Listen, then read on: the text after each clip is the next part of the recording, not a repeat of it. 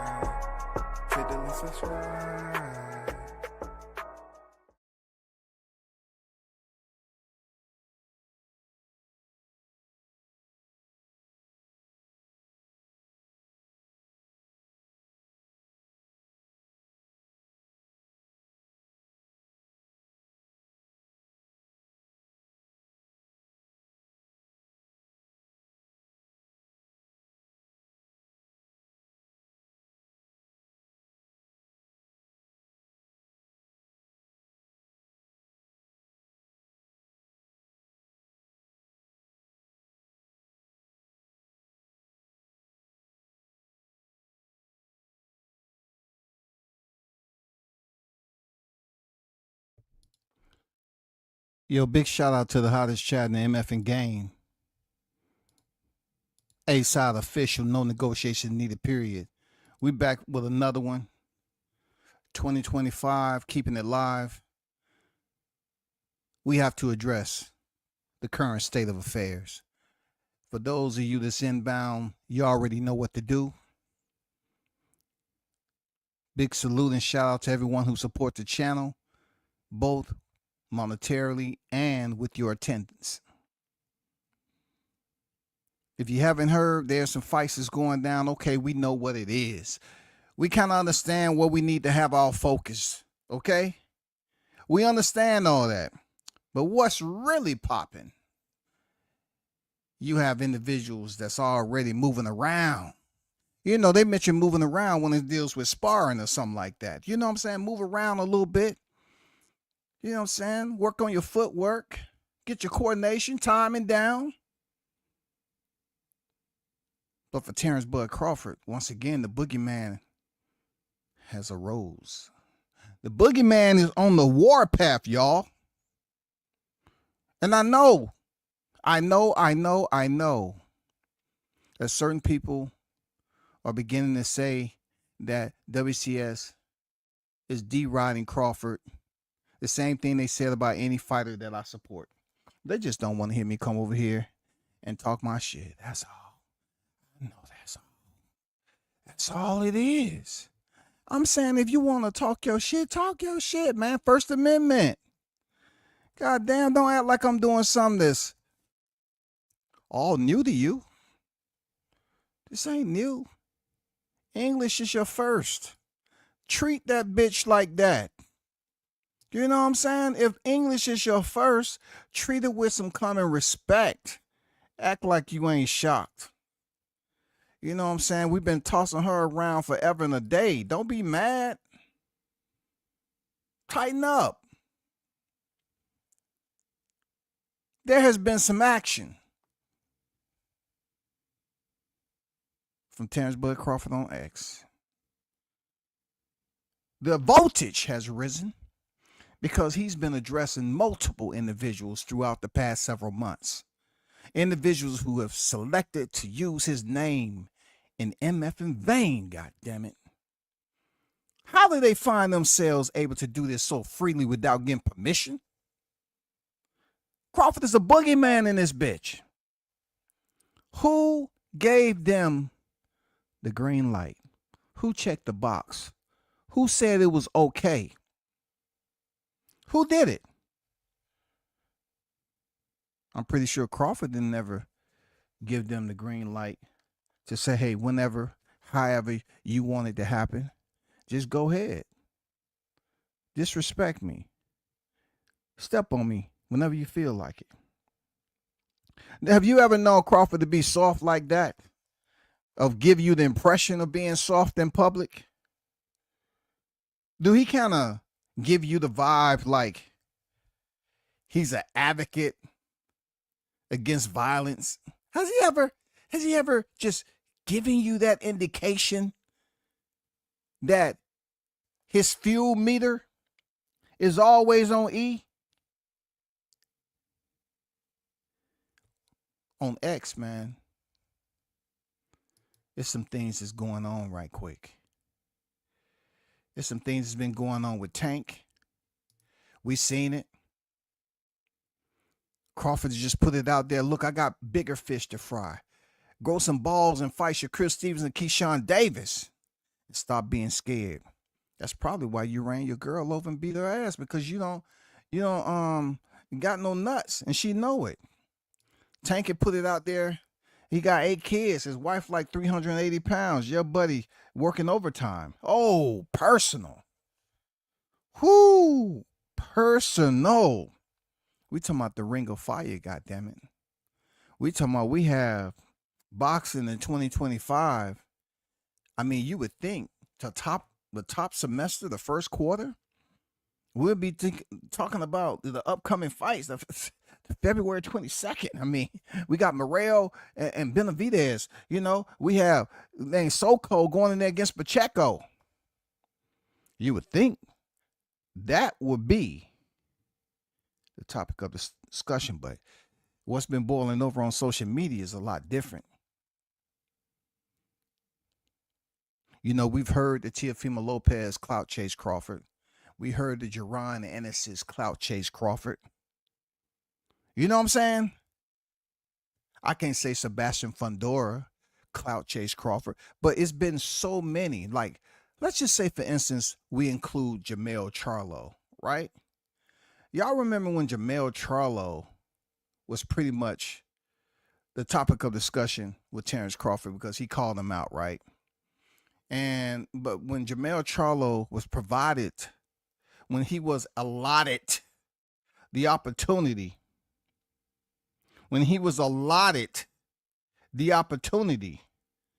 Jermell Charlo said he was bumble busy. Bumble busy. That's what Jermell Charlo said to Terrence Bud Crawford. He called him a light boy from a light of the vision initially, right? That was before the visual part haven't kicked in yet. Like, imagination is a bitch, ain't? Imagination is so prolific. Like, you think about imagination and how broad of a spectrum that you have and all that space, how you can just bring things together. You can mentally organize them into something that you have not physically witnessed in real time. Until Jermell Charlo witnessed July 29th, 2023, and things changed. But he did call him out. Him being Terrence Bud Crawford, he called him out. He set the record straight. He said, hey, he let him know what it was. Did he not? Didn't he let him know what it was? He did. He let him know what it was, bro. He told Jermell Charlo that he wanted the smoke. Did he not? He told Jermell Charlo that he wanted the smoke. Crawford has been at this for quite some time. He's been doing a damn good job while he's been calling out the top tier competition. At one point in time, Jermell Charlo was the undisputed, right? So, all fair in love and war. Crawford is in the war, right? Crawford was in the war. So what he decided to do was what? Call out one of his compeers that's also a part of the war. That compeer was Jermell Charlo at one point in time. See, I'm just trying to give you a history for those of you that may have just graduated high school last year, or those of you that's about to graduate this year. You may have decided, you know what, I want to kind of get a little bit closer to this boxing game. I hear some cool little live streams have been going on. I want to know what Mortal Kombat a preface to boxing. And, I want to know what the madness is about. That's what I want to do. I want to get a little bit close to see why there's so many people squabbling online. So when Crawford went at Jermell Charlo, I'm just giving you understanding that he ain't never backed away from the smoke. You see the Marine Corps commercials? You know how they say, hey, Marines run towards tyranny? Crawford's been on the warpath for quite some time. He said, hi, twin Charlo. How you doing, buddy? He's very, very polite, cordial. You know what I'm saying? Top-notch rapport. You know what I'm saying? Not too shabby, right? I mean, he acted like he was taught manners. He called the man buddy. Jermell Charlo, why you keep pissing off the boxing world with your stupidity? How long you think that window is gonna stay open? Bud and Boo Boo got a lot in common. Bud and Boo Boo got a lot in common. Check the date out on this shit. Check how long Crawford's been on the warpath calling out these individuals. This right here was a year prior to the T-Mobile massacre. The date stamped November 22nd. November 28th, 2022. That was prior to Terrence Crawford stepping in there for the infamous BLK Prime and gracing the square once again in his hometown in Omaha, Nebraska. Yes, we all know he dropped out. He dropped out in negotiation with Spence because the monetary wasn't right. So he had to step away from that shit. He said, no, we're going to come back. I don't care how y'all try to antagonize me. I'm going to come back for this because this ain't right. But he let Charlo know he was watching him and he wanted to smoke. So we look at Jermell Charlo, a former undisputed. You have to say to yourself, he's part of the class, isn't he?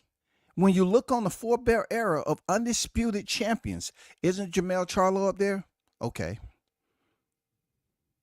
So it's a reason why I'm putting him in my course of action right now. It's because I don't think a lot of people take the time. The ones I'm talking about that's very irked every time they hear Bud Crawford's name, I don't think they take the time to understand what being competitive is about. Like every athlete have a different barometer of competitiveness, right? Competitiveness. So when it comes down to a fighter like Crawford, who has been addressing the top tier fighters, he has been taking time out of his life to address the top tier fighters.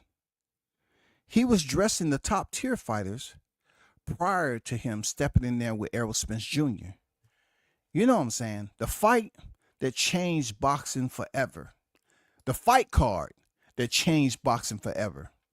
Terrence Crawford had haters prior to July 29th, 2023. He has even more haters now. There's been some so-called revisions made prior to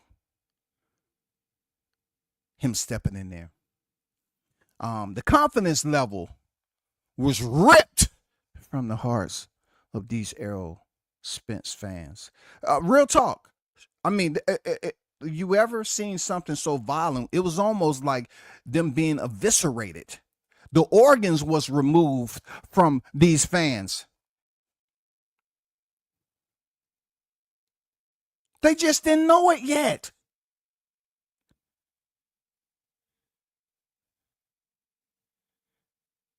They thought a shirt would handle all and every bit of pain that was pending. They thought that's all they needed prior to these two stepping in the square. This fight card right here will always go down as one of the best headliners ever to send shock waves around boxing. This fight card right here, the headliner, sent shockwaves around boxing. And look, it's no statutory limitations on this shit. When you talk about post dramatic, post dramatic, forget everything. We talking about the trauma that these cats experience. I'm talking about the anxiety that they went to before the opening bell, knowing that Crawford had won a coin flip, y'all. These cats, they was covered in goddamn anxiety, anxiousness, nervousness, fear. I speak on it in the tone that I'm doing because I thought, I'm real talk. I thought from a common sense standpoint, and then I said, no, you can't put common sense in there, Scotty. I mean, WCS. I mean, I'm just trying to speak to self a little bit. You can't put common sense in there when you're talking about boxing fans. They believe the size of the thrill was just gonna overwhelm everything. They thought them wearing a smoking bud pack shirt was gonna prevent the outcome of what was imminent. Oh, how that first round changed lives. When that first round touched down and the 3 minutes starts to tick those seconds away, the first round, oh my God. Do y'all remember how that shit went? It was so deceitful. I mean, the gall of Terrence Crawford to just go throughout the filling out process and just basically give you moderate action in the first round. At that point in time, I'm pretty sure those fresh drinks, popcorn, glizzies, pretzels, all the snacks that they had brought inside the arena. I mean, they was just snacking. They was just consuming all that shit. They was so happy. The sugar hit was there. The first round was just going off. Oh man, it was just an easy round, an easy going round. How dare Crawford do that shit? I'm serious, Al. How dare Crawford do that? How? Why would he continue to fuck with his naysayers the way he did, man?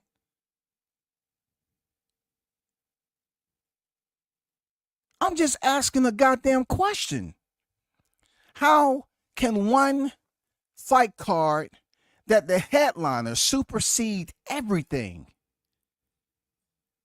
The headliner supersede everything.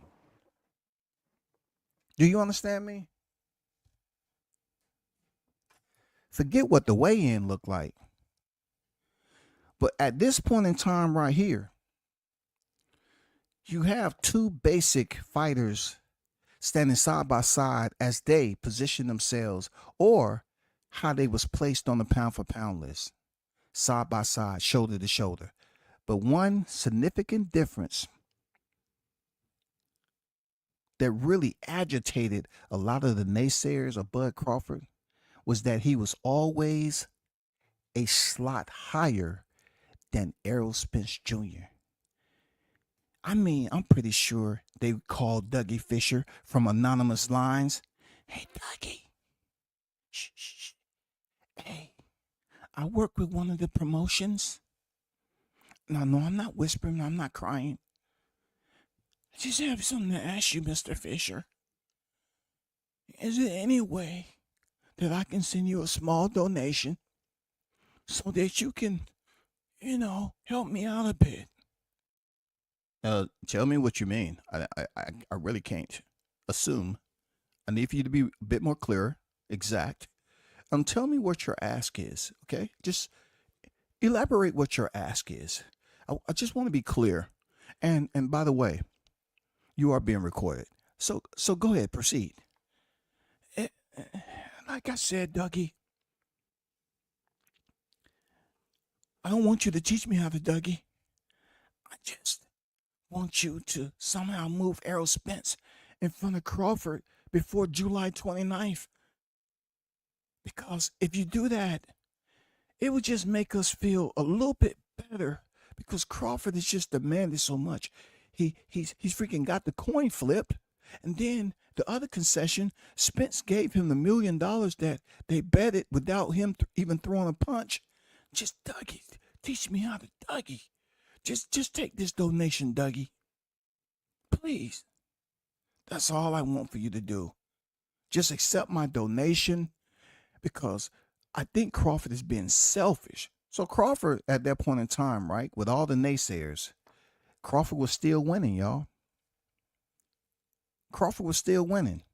Y'all remember at one point in time, he was 39-0, and Errol Spence Jr. was pending on BoxRec. Errol Spence was highlighted. Look at that. Look at that BoxRec right there. Clean, ain't it? Clean. Like somebody been sanitizing, putting Windex on that mouth. Clean when you look to the right. No losses and no draws. You know what I'm saying? No losses and no draws. Zeros are the tenants in those slots. Look at that. That's Errol Spence Jr. and his undefeated record right there in front of you before it was accosted by Terrence Bud Crawford. Look at that shit. If you wear glasses and they're not reading glasses, this might be a little bit blurry to you sitting close to your desktop. Take those glasses off and use your nearsightedness. This right here, this thumbnail is very, very important. Because the reason why I screenshotted David Avanesian, because at that point in time, you had so many individuals who considered themselves to be boxing fans. They was complaining so goddamn much. Why ain't nobody naming Avanesian? Nobody know what avocado. I be sneezing, anesthesia. They were so complaining about why he was fighting on BOK Prime in Omaha, Nebraska. Where did this guy come from? How do he insert himself into the equation? And we want Crawford and Errol Spence Jr. But once again, Crawford made a very audacious move. You know what I'm saying? He proved to the people once again that he's still about his business. He wasn't willing to just settle for net pay. He relieved himself from that, went and fought Avanesian, then returned in 2023 where the news broke. Okay? He's been the boogeyman for quite some time, y'all. Just ask Sean Porter. Yeah, ask Sean Porter. How they try to say he had 2 feet out in retirement. Ask Sean Porter. He's been the boogeyman for a long time. Just ask Kell Brook and everybody else before him in the 147-pound division. Ask them, has Terrence been the boogeyman? Yes. Ask them, who were they really looking at when they was in the ring? And they probably will tell you something to this right here. I'm being honest with you. See, they don't want to bring it out to the general public because, they don't want to seem like Terrence is responsible for the mental and psychological damages that they're going through right now. So they don't want to describe this picture. But WCS got you. WCS got you. This is what they're looking at when it's across from the ring. That's why it's difficult for this guy to really get on board, because these guys talk from afar. But when the boogeyman pull up, man, he looks totally different. He looks a lot different when they don't have a fight signed up. But when he pulls up, whether you've been talking trash or it's time for you to face off with Terrence Crawford, check the shadows. Check the shadows. It's been said, some of these guys who was clout chasing Crawford, their security was very hesitant when they seen them white eyes over there blinking in the shadows. And they said, hey, security, go check that out right quick. I really don't know who that is, but I don't like the way that look. Go over there and check it out. I mean, you'll notice when a lot of these boxers was firing their security who refused to go into the shadows, And come to find out, it took a minute. Come to find out, that was Crawford. Bud Crawford was in the shadows, scaring niggas. For real. How can a small dude have such an effect on his colleagues who are competing in professional boxing, all the way up to Canelo Alvarez? How can somebody who considers small, though, a dark-skinned small dude, I mean, that's all you hear is his size, right? How? Is this what they're scared of? Is this what they see in the shadows? Because if it's indeed true, I got something for you that you're going to love. Wait till I tell you this right here. I know it looks grim, right? It's a basic thumbnail. Shit look grim, though. You know what I'm saying? Kind of push you in that visual effect of the Grim Reaper, right? But check this out. If this might bring a smile to your face, he doesn't have that long of a career left. If that soothes you just a little bit, he doesn't have that long left. So you won't have to see this type of shit. But anyway, let me get back to the task at hand. There was a point in time where there was a community of individuals that was high. When I'm talking about high, I'm not so much talking about psychedelic high. You know what I'm saying? But they say that if you are placed in a situation of a high level of adrenaline, sometimes you can lose your keen sense of thought. You can get a little dizzy. You know what I'm saying? I think the effect Crawford had on the boxing fans, especially the haters, that was so hell-bent to be the antagonist, they was exhausting themselves believing that, hey, everything was going to come to fruition the way they wanted it come July 29th. And that was going to be the end of Crawford's career. I don't know how many times I had to tell people, like, just take a little breather and think about the Timothy Bradleys, the Sean Porters who talk shit, the Jerron Ennises who saw him in public, and all of a sudden, I know to be no English, he's quiet. Teofimo Lopez, talk. He shows up in Tio's freaking neighborhood. And just asking him respectfully, where your bitch ass at? Is that disrespectful, y'all? He totally asked politely where he was at in his hometown. Clout chasers. And then let's get to Tank. I remember, even though Tank is one of my fighters, I remember Tank when you was on the Rise podcast. Yeah, several months ago. And I remember when you said knocking somebody out might move up and knock somebody out. And come to find out you was talking about Crawford. And it was some people in there just giggling and laughing. And I say, now you better stop that shit.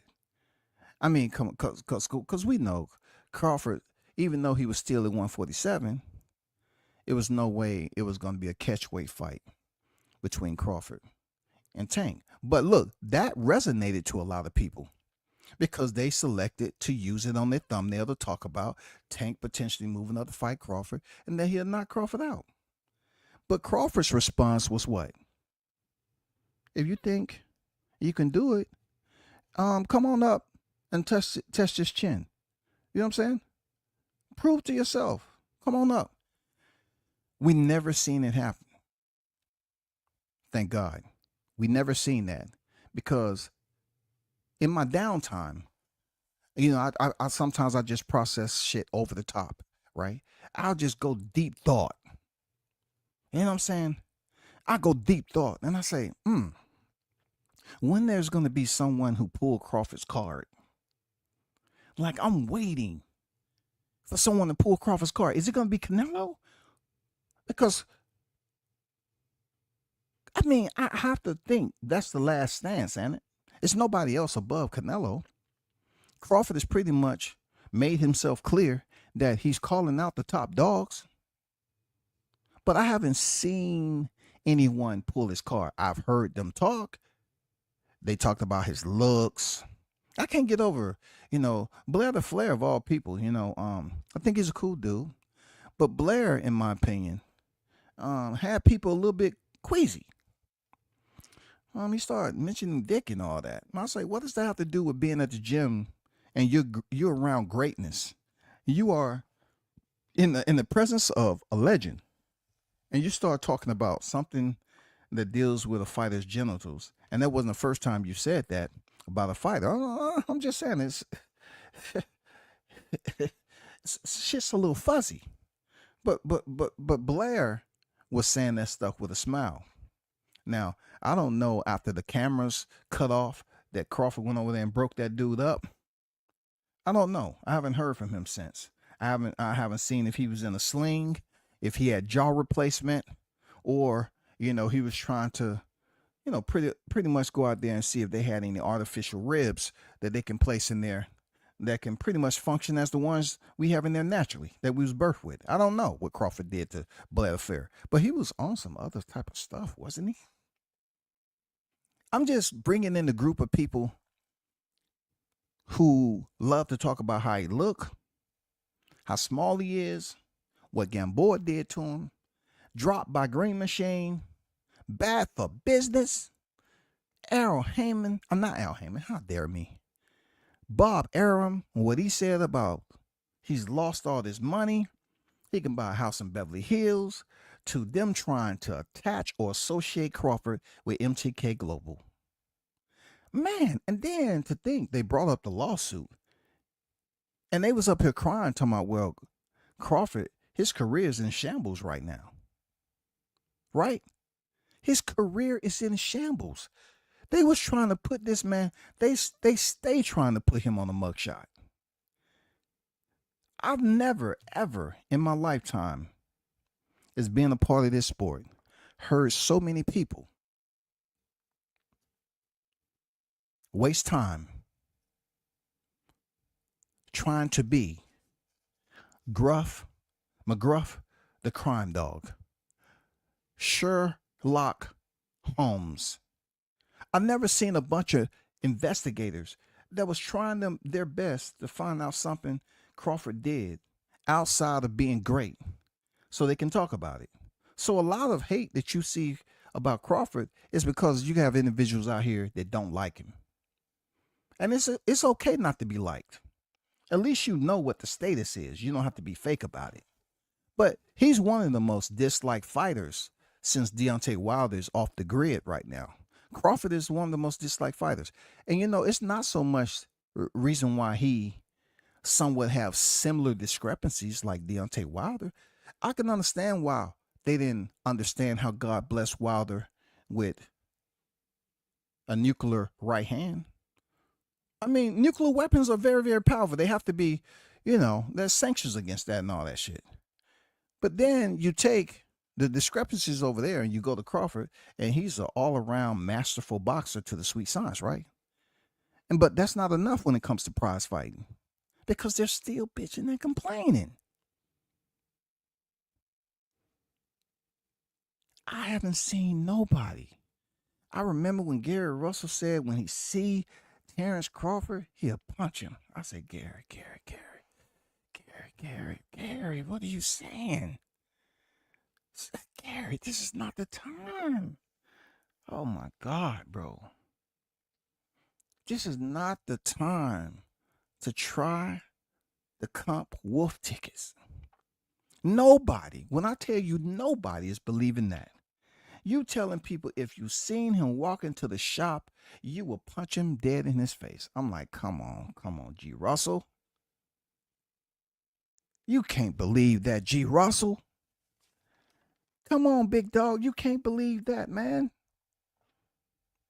But moving on. You're probably saying to yourself, why does he continue to mention what we're trying to forget? It's my due diligence, being a prior vet. Well, I am a veteran, but prior active duty Devil Dog Shock Troop Marine. You have to go above and beyond the Call of Duty sometime. And this is my Call of Duty to remind and keep the fluid active. You know what I'm saying? Keep that fluid, that brain fluid active. Because some of y'all are still selecting to hate on the man, and he's did nothing wrong. Crawford beat EJ. Nothing wrong with that. Victory. He went in there and beat Madrimov. He did nothing wrong. Active. He currently is a world champion. And you know what he didn't receive? You have mail. You have mail. Hey, you have mail. Over there. Have mail. He did not receive the notification. Crawford did not receive the notification, man. Crawford is one of those individuals that utilized what he earned at 47 and implemented it to transition over to the 154-pound division. That's considered intelligence, ain't it?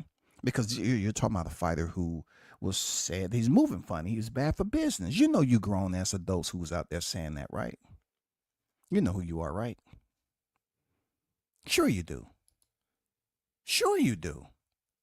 Let's get to the 2025. Staying alive in 2025. What do we have here? We have a situation where it only extends the warpath on how Crawford is going around scapping niggas. For real. He's going around here scalping them. Let's get to this tweet. Oh my God. When you're talking about standing too close to the sun.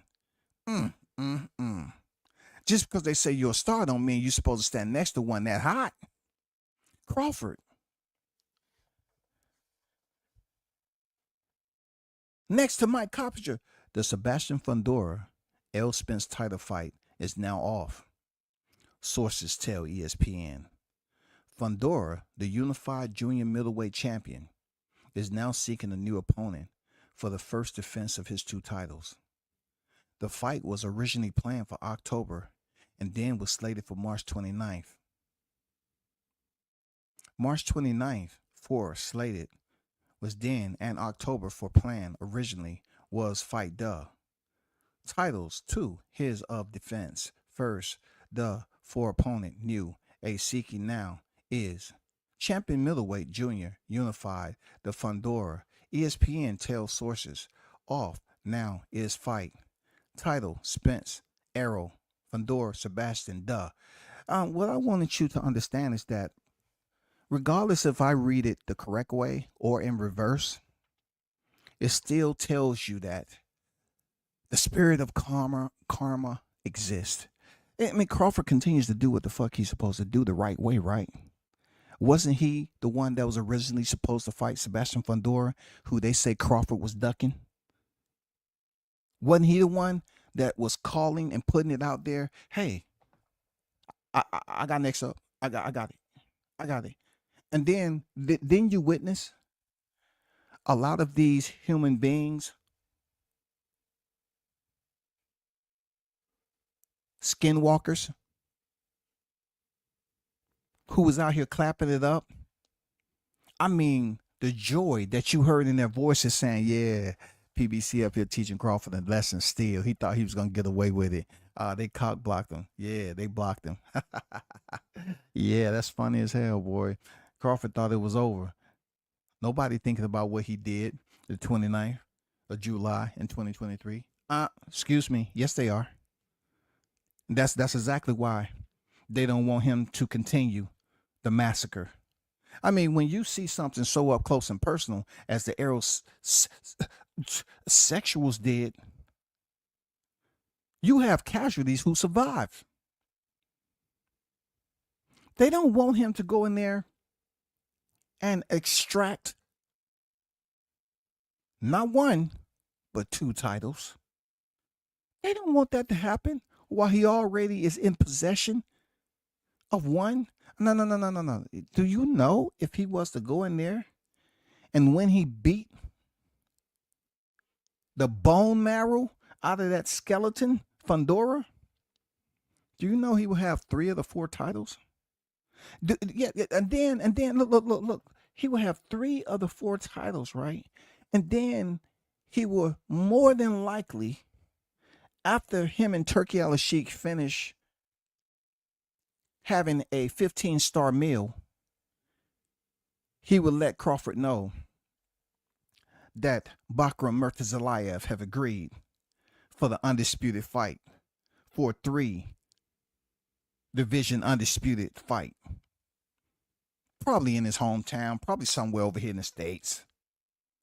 So therefore, Crawford's name will again be under the lights on a blimp. Any type of neon sign that say, hey, Terrence Bud Crawford is now contending for a 3rd undisputed.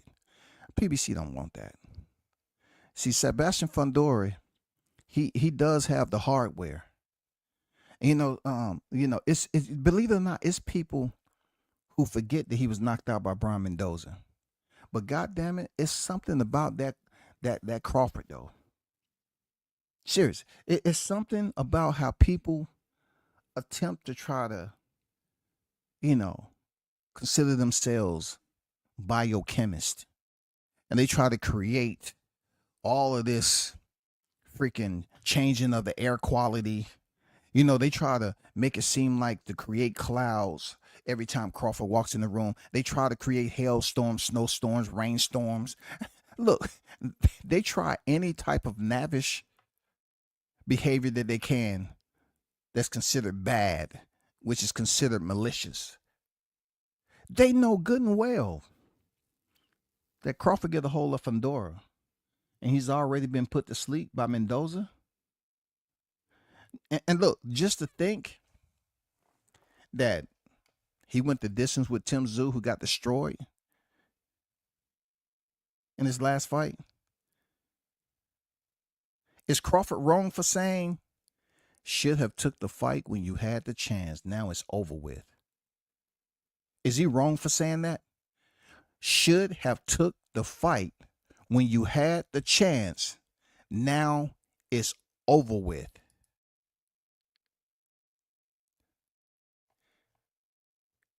Now it's over with. Is he wrong for saying that? Is he wrong for reminding Sebastian Fundora that he should have took the fight when you had the chance? Because I was up here praising Fundora. Terrence Crawford is the best fighter in the world. I would like to fight him.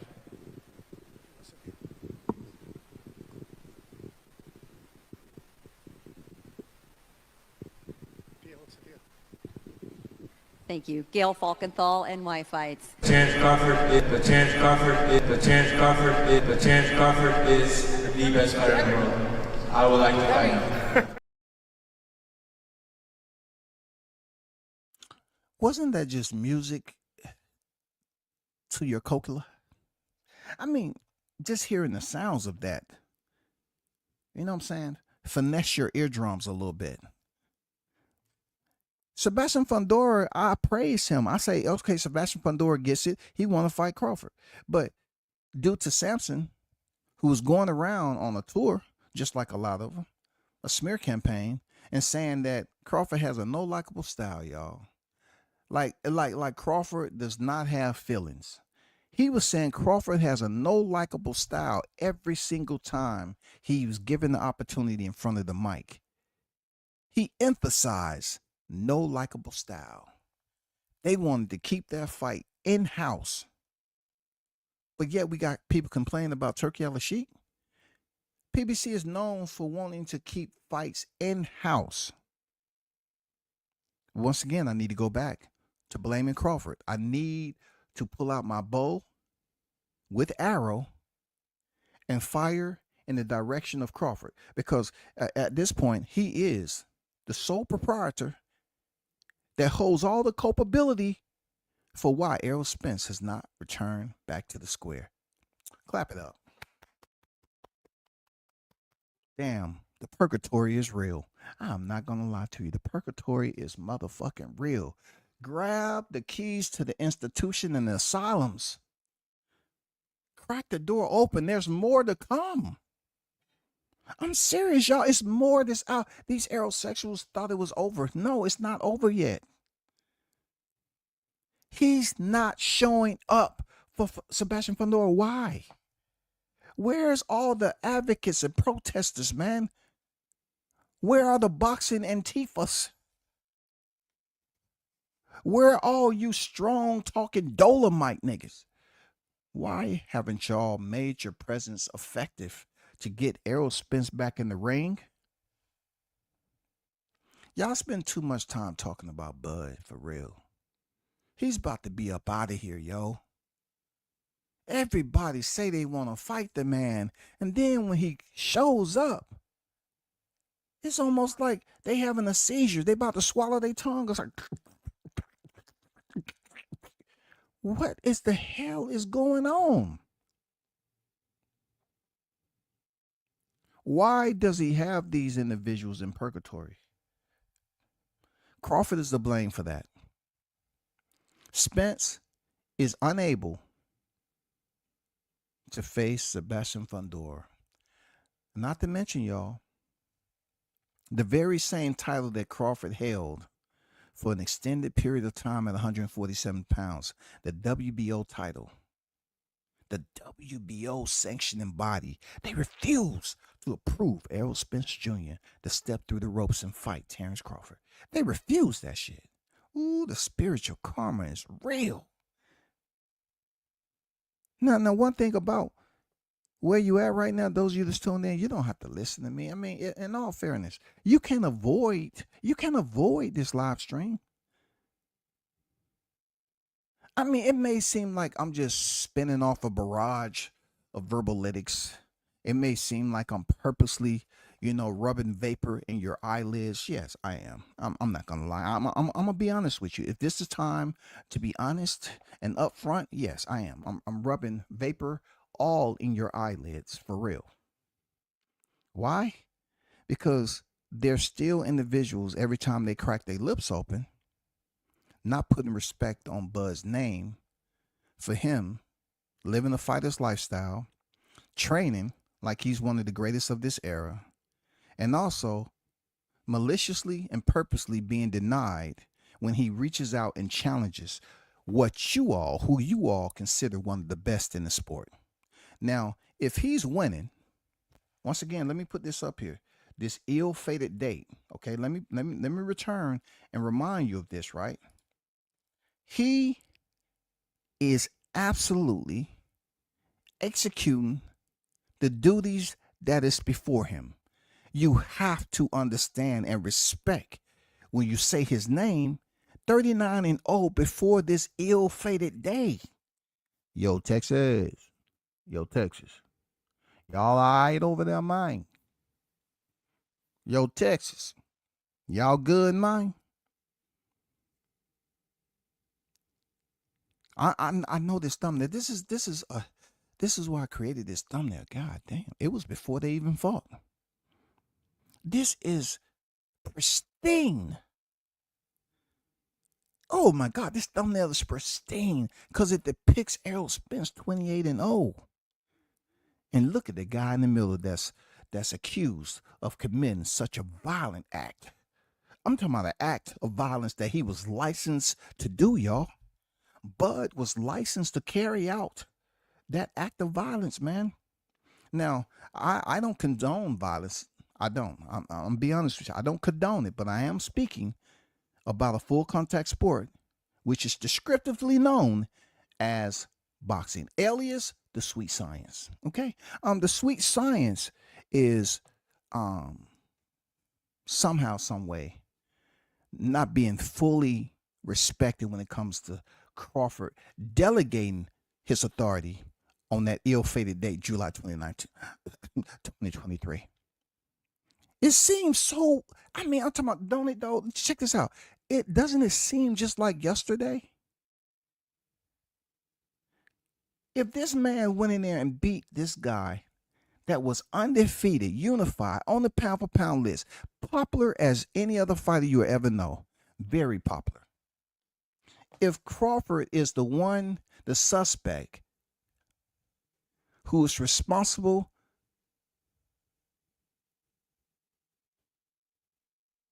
for delegating, executing, carrying out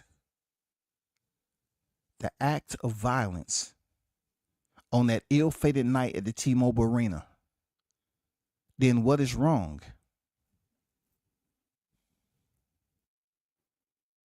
with him calling out Canelo Alvarez? We'll get back to that later. I want to go back and just touch bases on how this goes with Mike Coppinger pretty much putting it out there that the fighter that I was talking about that was the opponent on July 29th, the one who had the worst fan base, is no longer able to attend a fight that was put out there for the general public, and also the aerosexuals that have been hunkered in trash sites. I'm talking about landfills, freaking abandoned bunkers, dumpsters, old Macy's department stores, abandoned vehicles, old log cabins, sunken watercrafts. Yeah, they was all found in those areas on somehow disappeared in 2023. But for Errol Spence, he has since recovered, rehab. He's been seen out in public periodically at All You Can Eat Crab Fest. He's been seen out there talking about, Shetland ponies, potentially becoming a Kentucky Derby horse racer. I don't know. But the guy who is still fuming, got these people fuming, is Terrence Bud Crawford, because he is the reason. He is the reason. He is the reason. And the most fucked up part about this shit, and I know in my humor, sarcasm, it's just a way to relieve. You know what I'm saying? Don't take it personal. For real. It could be high capacity sometime. But check this out. You know what the messed up part about it is? That one part that I didn't like that Crawford did was he didn't play with his food. But now that I think about it, I understand why Crawford went in there and delegated the violence the way he did. Because when you have all these people that was shit talking this man, and he continued to say, I had to prove myself every single time. I had to prove myself. You go from Wilder complaining about his skill set to basically complaining just straight up personal insults and jabs at one of the best fighters of this era, right? So I can understand how when he went in there, he wasn't just going in there fighting for his family and friends. He was going in there to step on all the haters that kept on saying he ain't fought nobody. I understand how the first round was extremely deceptive. How could he? How did Crawford just go in there and not get it over in the first round?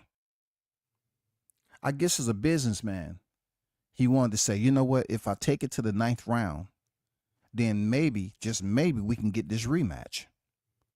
But we didn't expect what was going to happen from the 2nd round to the middle of the 9th round. We didn't know it was going to go down like that.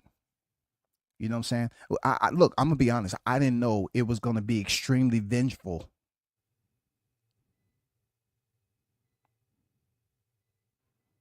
You know what I'm saying? I didn't know that Crawford will use all his conventional ammunition on the cranium of Errol Spence Jr. that night. I did not know that he would transform Errol Spence Jr. like that. I didn't think it was going to happen. I didn't think so. You remember this? People come up with their own stories as fans and really believe they lies. I love y'all too. And we know there's been some lies on Terrence Bud Crawford.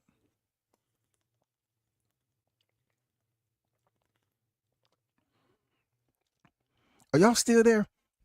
All I'm doing is just being a voice. You know what I'm saying? I'm not being biased at all. I'm just trying to basically provide you all with a short storyline on how July 29th and the profound effect that it still has on boxing today, because Errol Spence Jr. is not able to step in the ring with Sebastian Fundora. He's not able to attend, y'all. Are you all gonna continue to just try to layer up Crawford, on what he did July 29th, and then place blame because you're a fighter and you the fans? Let's briefly speak on the Errol Spence fans, the worst fan base ever to ever attach themselves to a professional fighter, especially one on the pound for pound list. The absolute worst, pitiful fan base ever in the sport of boxing. Think about it like this. Aren't you to blame too?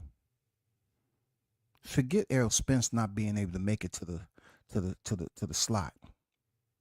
But when are you all gonna take accountability? You aerosexuals? When are you gonna take responsibility for continue to build up, to continue to poke the Omaha monster, to continue to talk ill every time you got to excoriate this man in the media? When are you going to take accountability for the pain and the damage inflicted by Crawford on July 29th, 2023? When are you all going to step up and try to get this man back in the square? You all showed the world exactly who you are, a bunch of cowards, because you all haven't came together. You haven't even united as a fan base to try to reach out. You haven't even showed up on this outside of his property and say, "We here for you, champ. We here. We still support you. We still rock with you heavy." Y'all haven't even did that. You all would rather just sit in place and continue to express or display the same stupid, fucked up behavior that got Errol Spence in the position he is now. What do y'all have to say? Are you happy with yourselves? Y'all to blame? You all are to blame, bro. You all are to blame for all that DNA that was on the ring apron at the T-Mobile massacre. Y'all are to blame. And all you all, your fence riders that leading up, it was July 28th, you all was all Errol Spence. And then y'all want to get on here and be on a panel on the 30th talking about, man, like I told you, y'all might not have heard me, but see, I thought Crawford was going to win, but my heart was with Spence. Man, get the fuck out of here. I don't want to hear that bullshit. They over here talking about, I thought Crawford was going to win, but my heart was with Spence, though. Don't nobody want to hear that. I just have these questions to divvy out. When are the aerosexuals gonna come back to the light, let their faces be seen, do a live stream, first of all, and apologize to Errol Spence, because it was all fun and games when y'all was on these panels having 5,600 debates talking about the same stuff. Gamboa, mean machine, Gamboa, mean machine, Gamboa, mean machine. Jose Benavidez, one leg, Gamboa, mean machine. Jose Benavidez, one leg, Mir Khan knocked out, no chin. Kell Brook washed up, over the top. Yeah, for real, he washed up. Sean Porter retirement, yep, Gamboa hurt him. Green Machine knocked him down, yeah. Jose Benavidez, one leg. Jeff Horn, well, yeah, we give him credit, but you know what I'm saying? He wasn't experienced enough. He just wasn't experienced enough. No, Kell Brook, Errol Spence had already beat him up. He was a shell of himself. They attempted to sanitize his entire 147-pound list of accolades. Just sanitize it like it didn't matter, leading up to the Spence fight. And when Spence gets terminated, his pathetic fans disappear. Disappear, y'all. They disappeared. They left that man. They left him, yo. Do you hear me? They abandoned Errol Spence after he took that beating. And salute to Errol Spence, man. As much as I may talk ill about him, it's strictly boxing. But he showed heart and courage. It just so happened Terrence Crawford was hungry that night, and he was all about going in there eating heart and diluting and taking away any courage that you think you might have had. I just have to put it out there. I mean, I found out, yes, Terrence Crawford is accountable too, because he goddamn took Errol Spencer's heart. Not only that, the very same guy he was talking to in 2022, Jermell Charlo, who was seated all nice and cozy next to the missus ringside, he ate his heart too. Because this dude did not accept the challenge, came off his belts, and no one even knows what's next in line for him. I mean, come on, let's be honest. No, that's not a fight we want to see. Look, if Jermell Charlo want to get back in the equation and further enhance his career, I got one for you there, Jermell Charlo. Instead of you always bitching, complaining on the sideline, even though this is not a part of your live stream, why don't you face Fundora? You've been in there training, talking about you the king. Your boy can't step up. Hold up. Wait a minute. I'm about to break it to you, Jermell Charlo. You stepped in for your brother, right? Oh, step in for goddamn Errol Spence Jr. That's your ace boom cone, right? That's your right hand, right? Step in and face Fundora because Spence can't. You step in and face him. You want to goddamn have and spend all that money on having a heavy bag made with King on it. Why don't you go over there and get that work from Sebastian Fundora? Okay, show the world that you can go in there and get it done. Anyway, back to the man of the hour. It's unfortunate that Terrence Crawford's kids will at one point in time be approached about the T-Mobile massacre. And I'm pretty sure at that point in time they would have gained all the knowledge required to be able to professionally or respectfully respond to whoever's speaking about that ill-fated day. Now, look, it may be possible. It might be somebody on here. You know what I'm saying? I'm pretty sure they are being media groomed. You know what I'm saying? But it's going to come a time where his kids is going to be asked about the T-Mobile massacre. They're going to have to explain, say, man, you know what? I'm much older now. I just want to tell you something about your dad. Hey, hold up. Don't be talking to pops like that. Man, I'm telling you, I'm not the one you need to be worried about, but I'm just saying, be careful. No, it ain't that, man. It ain't that. It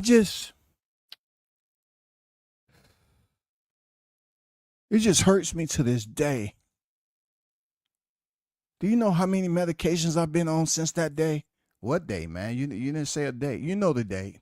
I know you all talked about it in plain holidays. I know you know the date. I don't know the date. July 29th, man. I ain't gonna lie, I wasn't going for your pops, man. I was going for EJ, man. But for him to go out there, every punch he threw, I felt. I looked across at all the other aerosexuals that had snuck up there with me, and we had saved our money. We had been out there flipping and tricking on the corner to save money for our flight ticket. Every time he hit EJ, it hurt us too. That's why we disappeared. That's why we went into seclusion.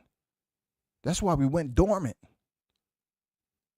Because the way he beat up EJ, we could not show our faces in fucking public.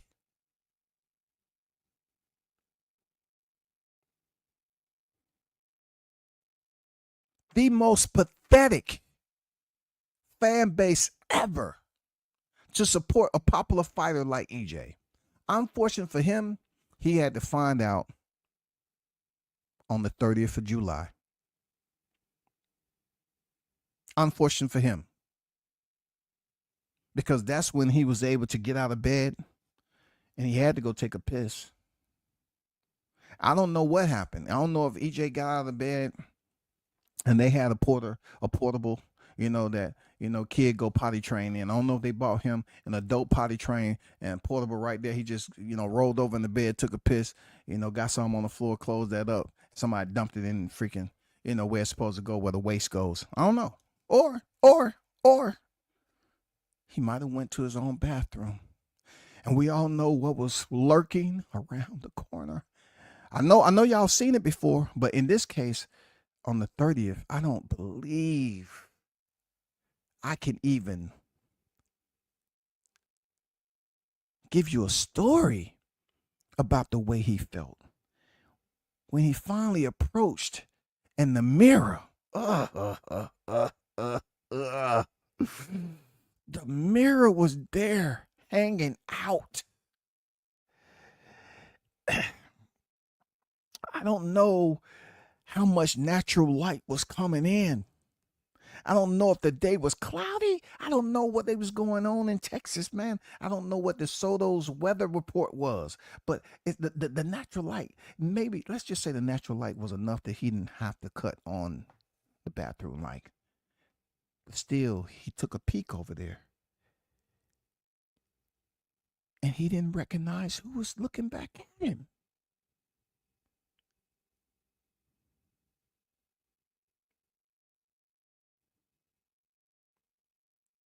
He had a moment.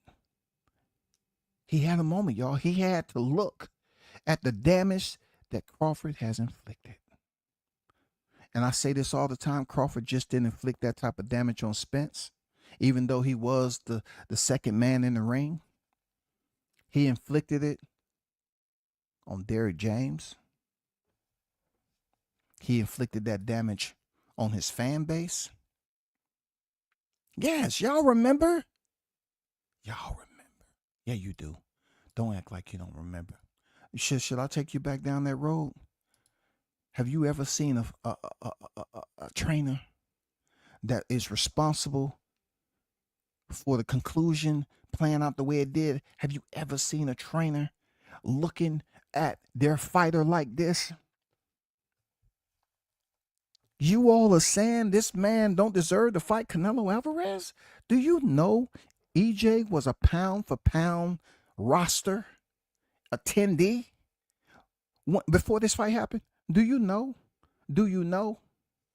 Do you know? Are you aware of that? Are you aware that he was the unified? He held the IBF, WBC, and the WBA sanctioning belts. Do y'all remember that? Tell me you remember that. Tell me you remember all the unhealthy, defamatory remarks that you made, that Crawford was holding that belt and Spence was going to go collect the last stone to the 4 sanctioning bodies. He has earned the 3/4, and Crawford was the last man standing. Remind us, you do remember that you was saying that, right? You do remember when Crawford beat Yordenis Ugas, and y'all was bragging how he's now the eye collector, right? And somehow, some way, right? Thinking about that from his soul-sucking fan base, right? Do you remember that this man went and had mouthpieces made with an eye and a fish on it? Think about what you're looking at in front of you. His fan base deceived him so bad that his belief was that the damage that he inflicted on Yordenis Ugas, who wasn't considered the caliber fighter on the highest tier, on the throne as a Terrence Bud Crawford, but somehow, some way, in his heart of hearts, somebody was telling him after the fight, "Look what you did to Ugas. Oh my God, you changed his career forever. Look at what you did. You punished that boy. Ooh wee." They went and got on the phones and they started calling around. Hey, you see what he did to that boy? God damn, he's the eye collector now. So it was the truth. It was the truth. It was strap season. Big fish. After Udina Sugas, it was the eye collector. So I remember once upon a time when I was eavesdropping on this YouTube Central, I was hearing people say, I just can't wait to Spence takes Bud Eye, the eye collector, the big fish, the eye. I remember that time. For real, it was very nightmarish when I look back on it. The reason to me why it was nightmarish, because I felt like these was individuals who was used to sleeping with a nightlight. I'm being honest. Don't laugh. I'm being honest. Like this beating that Crawford put on Spence. I think for the first time they was in the maw of darkness. They was in total darkness, bro. I'm talking about with their eyes open. These are individuals, in my opinion, who was used to sleeping with a nightlight on all the way up until July 29th. After that, it was almost like they was in a goddamn closet or a basement. They couldn't get out of it. They was like, oh, shit. What did I just watch, man? What did I just watch? Fuck. Somebody call the doctor. I need a credible consult. I need a license there. I need something. This can't be real. It was nightmarish, yo. These people have never been in the maw of darkness in their entire lives until July 29th. July 29th changed boxing. People just don't want to accept it and embrace it for the damage that it inflicted. But Bud Crawford beating Errol Spence Jr.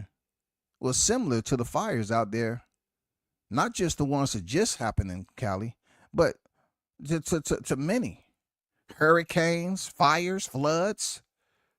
He pretty much was the co-proprietor of that happening on July 29th. Do you know how many aerosexuals have been praying every day for the clock to speed up? Seriously. Do you know that a lot of them have taken up meditation? Because it's difficult to me for somebody who went out there and did what they were supposed to do to be denied by public approval that he shouldn't face Canelo Alvarez. How are you not recognizing that someone that is responsible for an epic conclusion to a fight that has been in the conversation, floating around? I mean, it's been in flight for the longest of time out here on these YouTube airways. For him to make it look as easy as any other fight he had on his resume, why would fight fans today deny him respect and acknowledging that, yes, he has every right to challenge Canelo Alvarez? Why is the boogeyman going around scaring people that pretend like he's not that guy? He's not the one who was the suspect. They act like he wasn't the one who was carrying out the act of violence at the T-Mobile massacre. He was, man. He was responsible. He went out there and delegated that infliction on Errol Spence due to Errol Spence pathetic fans continue to try to bully, trying to antagonize, always has some derogatory to say. Every time you turn around, they're speaking fallacies on this man, coming up with frivolous information. I don't know how many angles I can go with this. But there was no mugshots. I went in there and did it. I went out there and I say, Terrence Crawford mugshots. I said something else out here. Maybe he robbed a bank or something. You know what I'm saying? And somebody's family member was in charge of that bank or something. They lost their job all because Terrence Crawford got away with it. I said, I'm trying to come up with some stories. Like, give me some facts. Why are you not putting respect on his name? Why did Sebastian Fundora not take the fight? I mean, do we have to look up in a celestial being for reassurance, for confidence, for help? Should we go to a higher source? Should we somehow dip out and get in the wheel well of one of these freaking, air vessels? Does space hold the answers for what we witness here on Earth? I'm serious. It may be, look, this may not be something that we're able to accomplish here on Earth. Maybe we need those other guys. I'm serious. I mean, if they help build the pyramids, they can help determine, what's going on here. I'm serious. I mean, come on now.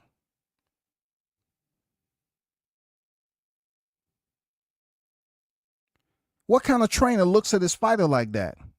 After you had the opportunity in a fight camp to prepare for a fighter that you said he ain't fought nobody. God damn it, somebody help me understand this shit. That trainer right there said he ain't fought nobody. Now I'm black. And that, that's a little bit on the Ebonics side. I ain't worried about no Ebonics, man. Every now and then I dibble and dabble in Ebonics, you know what I'm saying? But God damn it, look at DJ, man. Look at the look. Look at how disgusted he's looking at Errol Spence, dog. Look at how he's looking at Errol Spence, bro. I know I keep on missing the timetable. Look, he's in deep, deep thought. Look at it. You aerosexuals caused this. You did it. You did it. You did it. Take responsibility. You did it. You the cause of this.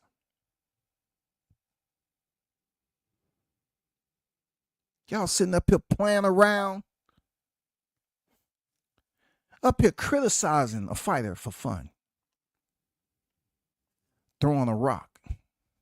Running high. Yeah. Yeah. Y'all want to continue to blame Crawford for changing Errol Spence's ability to continue his career. You can't say it's the accident because y'all was up here cheering up how he beat up Danny Garcia. You was cheering how he beat up Yadina Sugas. But goddamn it, when you sat up there and postured and you leaned over into the mic and said, "Hey, Darren Crawford, I'm coming for those belts. I'm coming for that fucking belt." I said, okay. All right. We had action. Yeah. I like that. You know what I'm saying? That happened in April of 2022.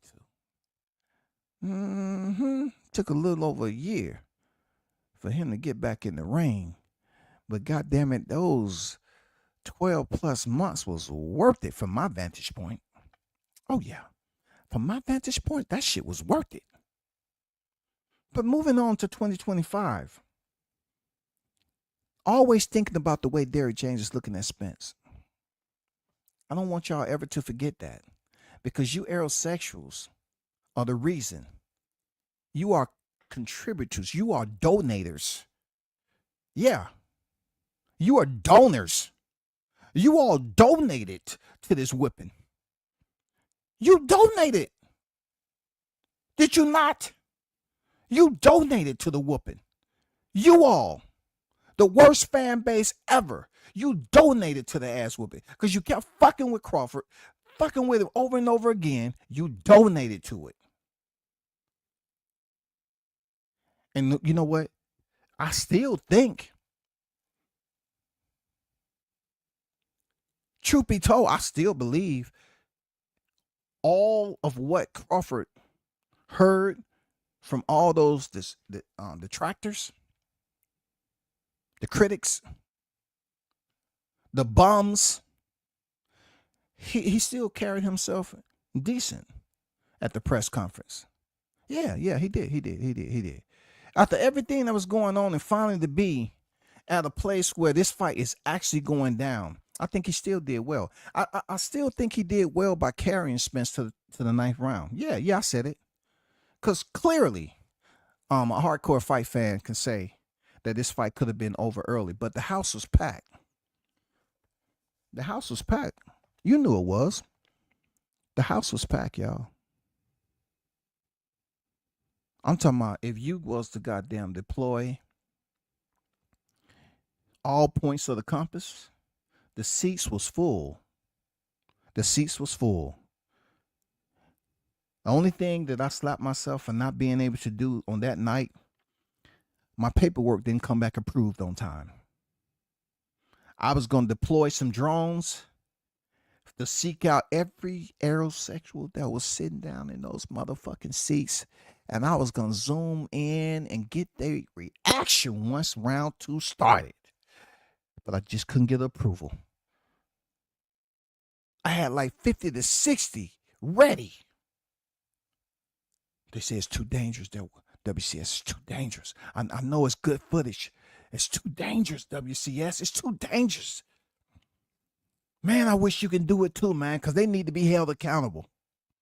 But I was trying to get those drones out there and seek out every aerosexual from round 2 to 9 to get those facial expressions. You know what I'm saying? How they had their hand over their eye peeking out through their fingers. How they was gnawing on their goddamn hand. How they was goddamn on the phone and say, hey, I want to cancel that bet. I want to cancel. No, you can't do that. You can't do that. No. It's already round 5 now. It's already round 5. It's no refund. No, come on, man. Come on, man. I put my life savings on that shit. Please. No, there's nothing we can do. Now, the good thing about it is the fight is still going on. Okay? You do have a chance. All you need is for Errol Spence to turn the momentum around in his favor. That's all. Disrupt Terrence Crawford's rhythm, make the adjustment, and take over the fight. That can put you back in potentially winning the money that you betted. You know what I'm saying? Don't worry about that. We're going to take good care of your home. You know what I'm saying? I mean, we already have some tenants that want to rent it out. I told them it comes fully furnished. Don't worry about anything. I mean, homeless has been out there forever. It won't take you long to snap in. Plus, it's still, you know what I'm saying? It's July. It's still warm out. You're good. But anyway, getting back to the...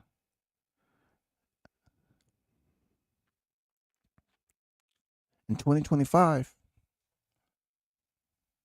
we have to look at Terrence Crawford being on the warpath is for a reason. Hell yeah, it's for a reason. I mean, he shouldn't remain silent on motherfuckers that's testing him. He should continue to address them. Why not? They've been freely taking shots at him forever, like it's fun and games. And then this guy goes in there and get the victory. He gets the win. He gets the victory. He's victorious. Record still clean. Record still spotless. Record untouched. Record unblemished. He still goes in there and get the win. But then you have Teofimo Lopez's that wants the clout chase. And I say, Teo, all you have to do, this is what I'll say for Teo. Okay, Teo, I've been saving you for last there, Theo. All you have to do, Teo, you don't have to really carry over Derrick James looking at Errol Spence, and he's just saying to himself, why does my face seem like it's swelling up? You know what I'm saying? Derrick James was kind of dazed. You know he already can't understand what the fuck he talking about. His face was damn swelling up too. That's why he was looking at Spence like, God damn, is he still fighting? Is his shadow finished? What round is Shadow on? His shadow. Oh, they finished already. Damn, it feel like I'm taking some punches still. But check this out right quick, Teofimo Lopez. I say you for last. Now, Teo, if you ever believe that you want to teeter-totter and F around with this monster, just think, he didn't do that to you. I just want you to, I'm telling you, get some elbow room now, Teo. Terrence Crawford didn't do that shit to you. All right? He was not the one that did the damage to you. He didn't touch you up like that. Somebody did, but it wasn't Crawford. So basically what I'm trying to describe to you is what both of your eyes being swole for an opponent that don't supposed to be on your level, it doesn't make sense to a lot of people. I don't know if you was getting prepared for Halloween. I don't know, but let's be honest. Through preponderance of evidence of the history that Crawford has with fucking up fighters, I think you will look worse than Spence. You will absolutely look worse than Spence.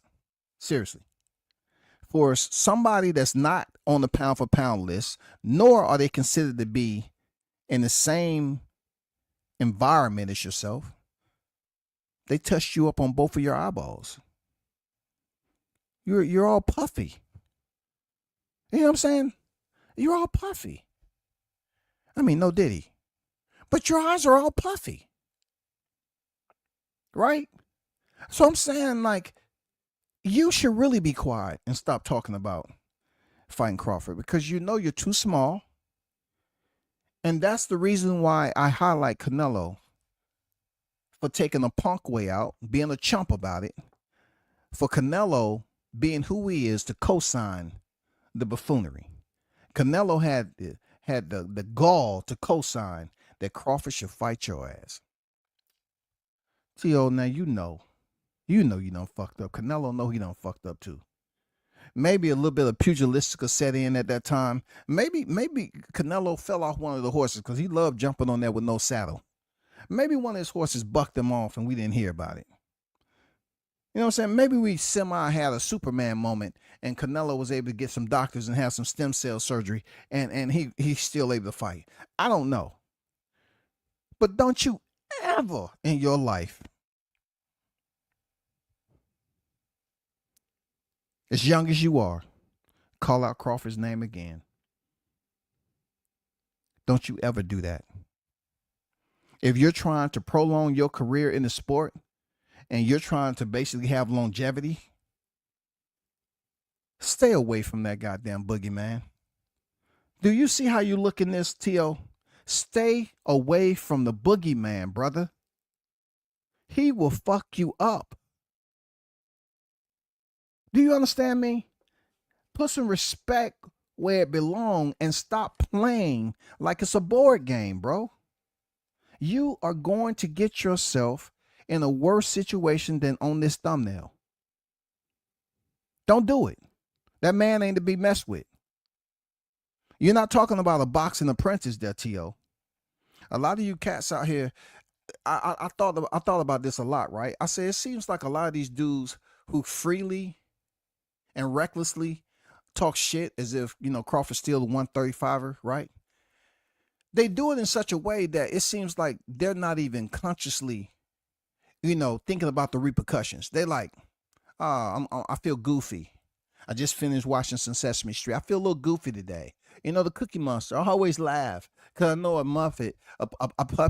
puppet. Yeah, he can't eat cookies really, so they just be wasting cookies. I love those cookies too.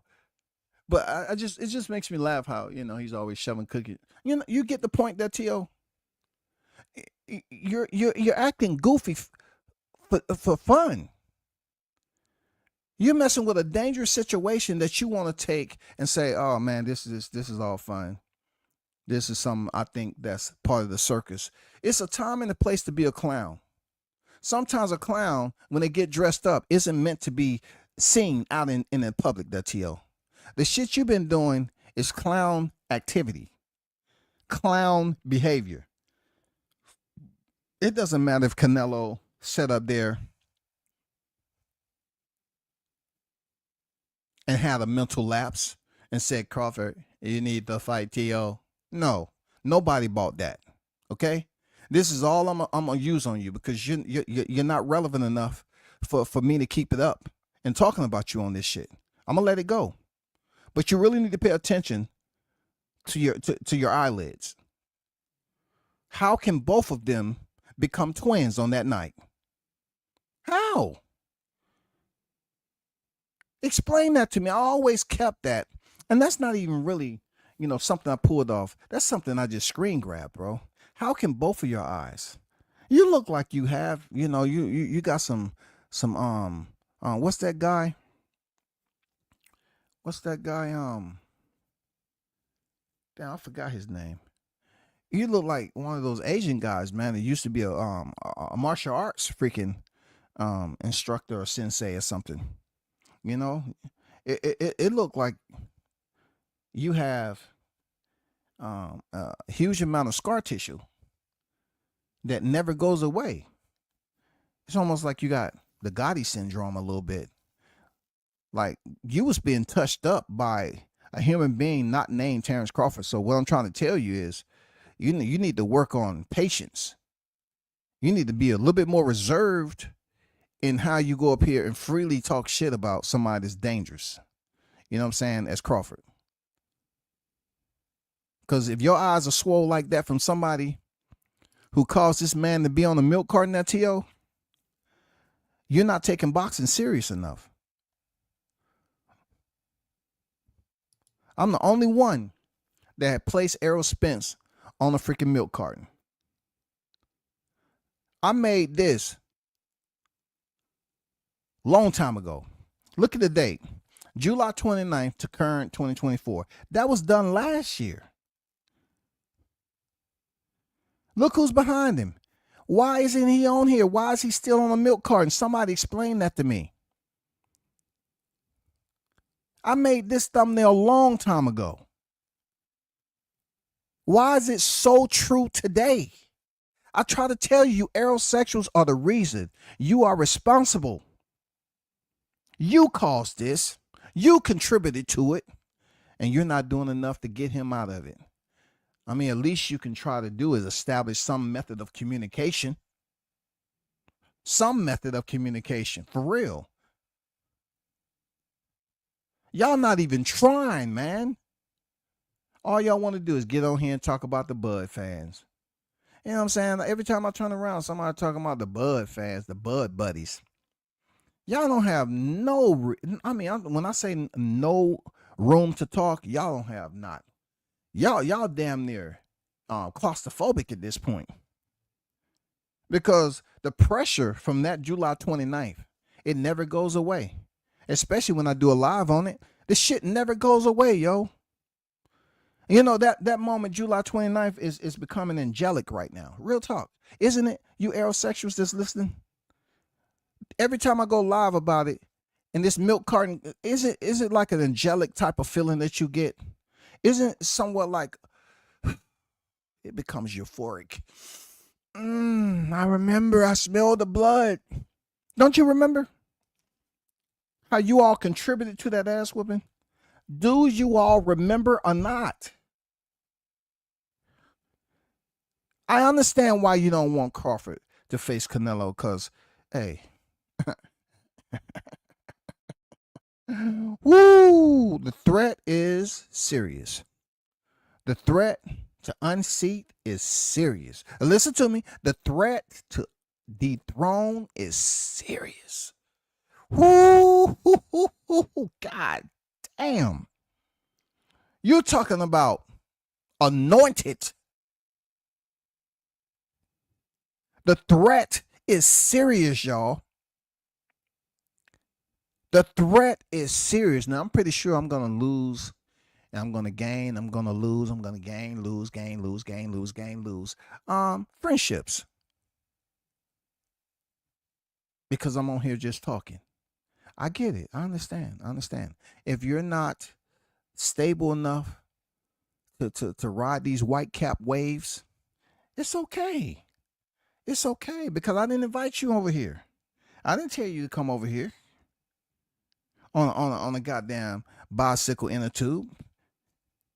I told you that it was going to be white cap waves. You should have paid attention, because this is going to be stormy. This is going to be rough waters all the way till the fight is announced and they put it out there, their first press conference. Ooh, just think about this, y'all.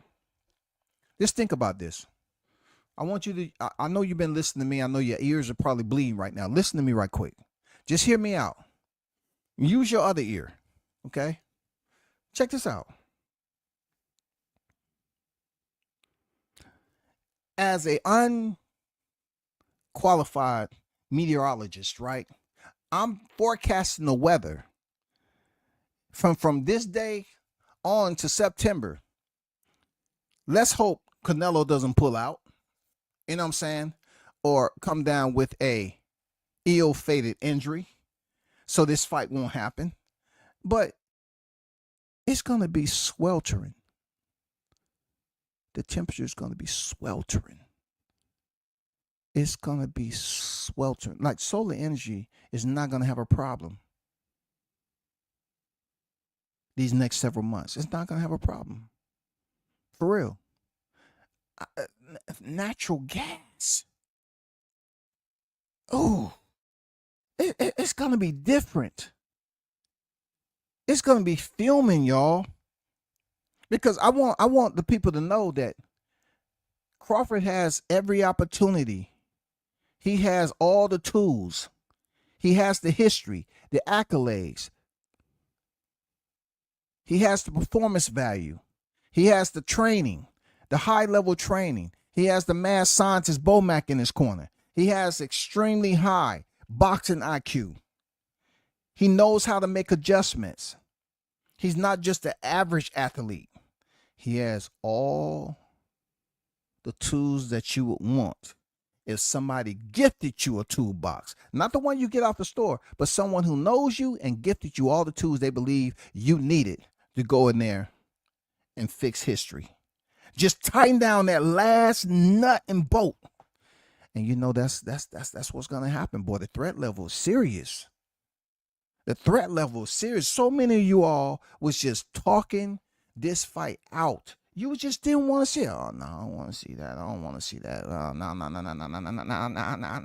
no. You just want to talk it away. You didn't want to, speak it, believe it, receive it.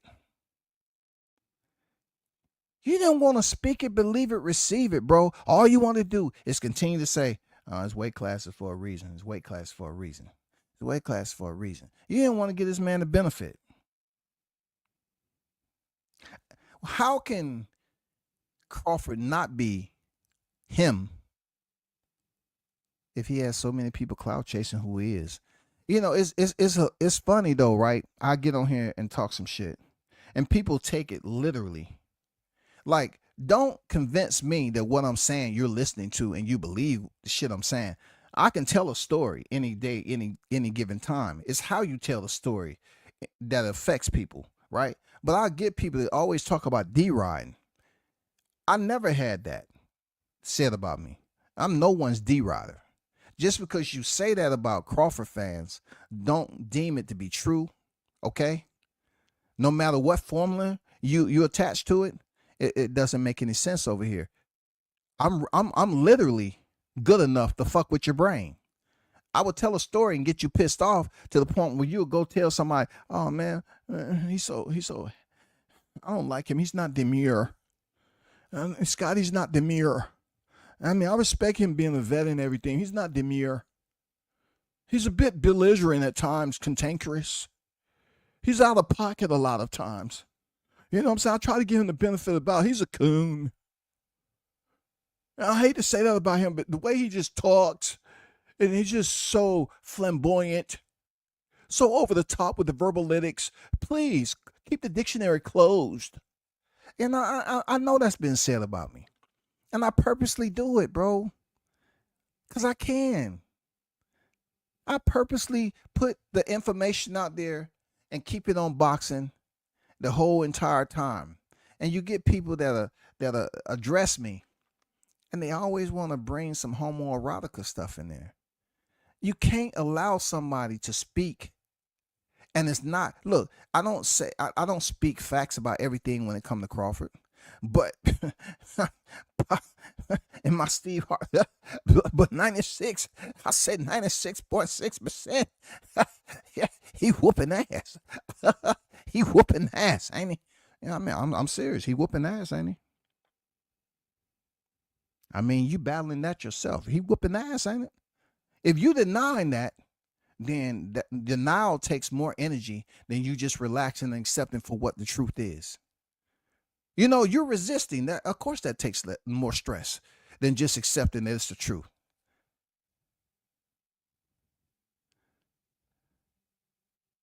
You can't be ambiguous about saying that, yeah, he knocked out everybody, but he didn't fight nobody at 147. And then when he get up there for Madrimov, look, oh, I thought he had the power. He knocked everybody out at 147, but he can't. He go to this one with Madrimov. Come on, man, it's boxing at the end of the day. Moving on to bigger and better things. Fundora, he wants to go up there and he wants Canelo Alvarez. Why are y'all, you know what I'm saying? Y'all just thinking in the short track, you know what I'm saying, of things. Why are y'all so quickly to forget that he's did everything needed to grace the square with Canelo?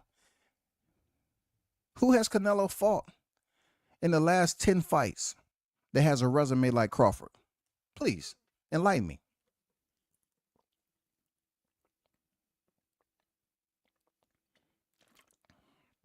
Excuse me?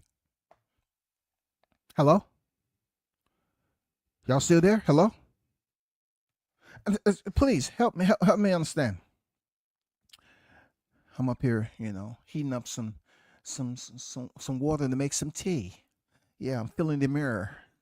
I just want to who in Canelo's last 10 fights has a resume like Crawford? No, look. When you look, I have to explain something, because the first thing they do is they let their fingers do the walking, and they put in box rec, and they want to talk about who he fought. Okay? But what I want you to do is just be a bit more educated today. It's 2025, staying alive, right? I want you to be a bit more thorough while you're combing through to find evidence on Crawford's greatness. Don't just look at his opposition, because he fought who was available for him to fight. Not like when you say Deontay Wilder, he didn't fight all those guys that was across the pond and all this other stuff. Crawford fought who was there for him to fight. He fought one of the more long-standing welterweight contenders in Errol Spence Jr. I mean, as y'all was bragging about it, he wiped out everybody else, and the only person that was left was Terrence Bud Crawford. But when I say his resume, I'm talking about all his achievements, how many champions, how many Olympians, how many people has he defeated? You know what I'm saying? How many awards has he received? Will Terrence Crawford be receiving an award at the Ring Magazine Awards in 2026? Will he? Do you give him any credit? Do you think it's possible? Yeah, you think it's possible. You just don't want to tell me. You know what I'm saying? You just don't want to tell me you think it's possible. That's all. You don't want it to be a precursor where I can bring it back and remind you that you said, yeah, he might get it done against Canelo. Yeah, he's gonna get it done against Canelo. It's gonna torment a lot of y'all worse than Spence. But man, if there's any fighter that out there that can go in there and beat Canelo Alvarez, that's close to the weight division, that has all the skill set, it's Crawford, man. Face it. You know, at the end of the day, a lot of you gonna have, after listening to this live, you're gonna be exasperated. You know what I'm saying? You're just gonna want to go in there and grab that bottle. It's Thursday too. Some of y'all been drinking while this live has been going on. I know you have. I know you have. Some of you niggas had to go grab that bottle, man, just to calm the fuck down. They be up there to I hate WCS. Goddamn, I hate that nigga. I hate his ass, baby. Baby, I hate him. Calm down, baby. Calm down, baby. I hate him, though. Well, cut the. No, I ain't cutting it off. I'm gonna stay on here. I gotta be on the YTC. I gotta show my presence. You remember, I gave up my career. This is my career now. I got to get the super chats. I'm going live later. Don't tell me to do that, baby, okay? I'm already pissed. I swear, that's some conversations that's going on in the household, man. You know what I'm saying? Domestic violence, man. These cats up here grabbing the bottle when Crawford name come up. Look, I'm trying to bring the aerosexuals out the foxhole, bro. That's all I'm trying to do. I'm trying to bring them out the bunkers back to the surface, man. Topside, as we call it in the military. You know what I'm saying? Hey, I'm about to go topside. I want to bring these aerosexuals back topside, man, so we can nurse them back to health, get them therapy that they need, and get them prepared for this Canelo beating. That's all. I don't want the thought to be absent. I want the shit to be actively in attendance, man. September, if that's when the fight's supposed to go down, let's go ahead and see Canelo go in here and fight. Billy, don't you lose that number, 'cause you're not anywhere for this ass whooping. Oh, now Billy Skull is up, ain't he? We got to see Skull go in here and go about 4 rounds. But look, I must be honest with myself, right? Canelo's been giving away complimentary 12 rounders. He's been in the mood of giving. Even though Thanksgiving and the holidays have since passed, Canelo was in a giving mood, y'all. Canelo was giving away complimentary knockdowns and a prepaid 12-round. You can go to Cheesecake Factory after the fight. He was being nice, just giving you check the box for the knockdown. Come on. Okay? He went there and told Homie McGill, Homie, you seen how goofy Jermell Charlo looked, okay? And people wasn't buying that. He didn't sell it correctly, okay? I want you to sell it. Now, when I land this uppercut on your ass, it's not enough. I'm not putting all the mustard on it. No, I'm going to put a little bit on it. Don't go to sleep. All right? That's going to be the only time that I really, give you a little bit of mustard. I want you to get up and we're going to continue to the final tick, okay? Belanga, same thing. You already know. You check the box. Yep, you got the orders. So I want you to get this complimentary knockdown. We're going to go to the final tick and you're going to go on about your business. I know you got like what? Well, how many out there? About 1,200 bikers out there? And you're going to parade. Yeah, okay. Yeah, tell them they're good. They're good. We'll be on time. Yeah. It's going the distance, though.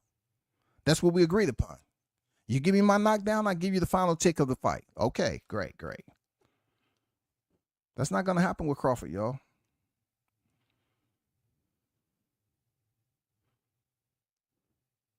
We're going through hostile detention. Now we need to focus on the Canelo fans. Canelo fans are different than the Crawford fans. That's what I would say. The Canelo fans are different than not the Crawford fans, but the Errol Spence fans. Yeah.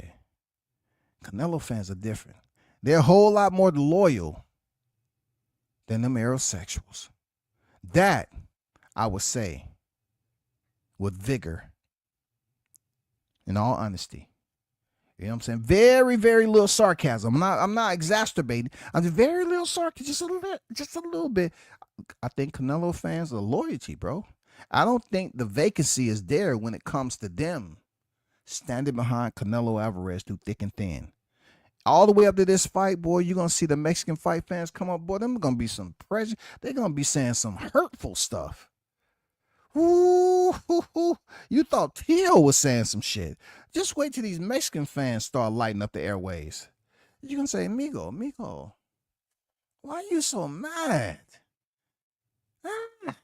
Don't you see what we went through? We had enough black fighters that we went through the whole time before. Why are you so angry? You calling us all sorts of derogatory names. It's just hurtful. I'm telling them, the Mexican fans ain't gonna be playing, dog. They cut different. They cut different. I'm just saying, on the YouTube Central, they cut different. They change up, bro. Especially Canelo's fighting the black fighter too. They change up. Some of these Mexican fans were your friends for other fighters. But now that Crawford's fighting Canelo, they're gonna treat y'all like y'all never knew each other. Watch what I tell you. Watch what I tell you. It's not gonna be no morals and principle in this shit. But them Mexican fans, they cut different. They don't care about any shit that you thought you knew. They bring trouble. They say we're gonna support Canelo Alvarez, Villa Mexico, all the way to the end, whether you like it or not. But man, we was just on the panel and we was talking, bro. We was having a sensible dialogue. I liked it. I know that's over. Once they announce this fight, it's over. I'll see you. Hey. I see you in October. Okay? I'm gonna be. It's on the conditions. I'll see you in October, but it's on the conditions. What condition that? Look. We can talk in October. If Crawford doesn't win, if Crawford wins, I'm not talking to you no more. You understand me, amigo? I make myself clear. If Crawford defeat Canelo, I think I'm not coming on here for a long time. I have to get my mind right. And then I have to see if it's a rematch. We got to think about that, if it's a rematch or not. You know what I'm saying? Crawford win the first one. Crawford win the second one. I mean, hey, I'm really good with numbers. That's what I see on the battlefront, y'all. You know what I'm saying? I mean, say it however you want. I'm not going to take too much longer on this because I know people have heard what they heard.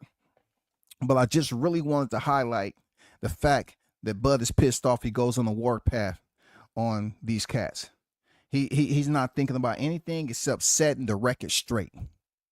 When you have to continue to remind people what you've accomplished and who you are, when your name is out here and people know not to fuck with you, but you still have people that's doing it for fun, yeah, you go on the warpath. You let people know what's popping. I remember he told G. Russell, if we was to meet in the street, I'll break your back. God damn. Well, hold up, man. Just the fact of thinking about it, I gotta stretch a little bit. Yeah. Damn.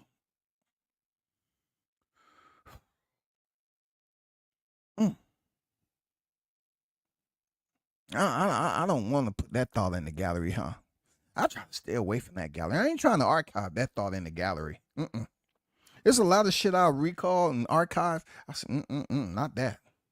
He said, we was to meet in the street, I'll break your back. Damn. I think he said on his kids. Oh my God. He said, I'll break your back. Hey, Crawford didn't say I'll break your neck. He said, I will break your back. Do you know how you already know what I'm talking about? Y'all already know, bro. Y'all already know. Yeah, they say it's the principle of the thing, but goddamn it, he said he'll break his back. Anyway, Sebastian Fundora, I know you're going through it right now. I want to say this might be a blessing in disguise that you're not getting Crawford, because your manager is a hater, your promoter, whatever, and he shouldn't have been over there bad mouthing Crawford, talking about he has a no likable style. You know, all hoping and wishing that Errol Spence is able to come back to the square, and Fundora gets an Errol Spence on his resume as being the second fighter to defeat him. Okay, I mean that's what he was thinking, but bro, he can't even get back in the square, man. And I really hope the best for Spence. It's not personal with me. I really hope his health is good. He seemed like his health is good, but you know, I talked about this a long time. I did. I mentioned shit. People might have just thought I was just storytelling, but I'm like, bro, man, you look back at the retrograde, it's always going to be highlighting. That shit's going to be blinking like a low wattage bulb, yo.